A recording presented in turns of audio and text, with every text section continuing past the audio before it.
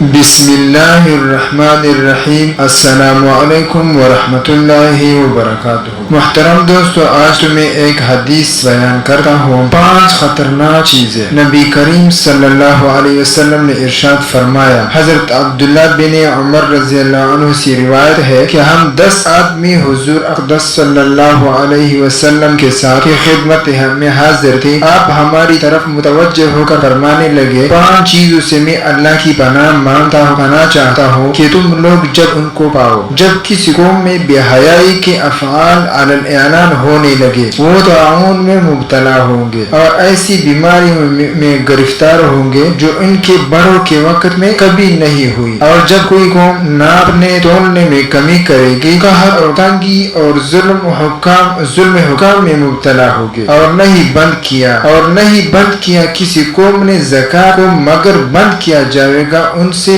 باران رحمت۔ اگر بہائم یعنی مال مویشیاں بھی نہ ہوتے تو کبھی بھی ان پر بارش نہ ہوتی، اور نہیں عہد شکنی کی کسی قوم نے مگر مسلط فرما دے گا اللہ تعالیٰ ان پر کہ ان کی دشمن کو غیر قوم سے پس بدر لے لیں گے ان کے اموال کو۔ جزاک اللہ خیر۔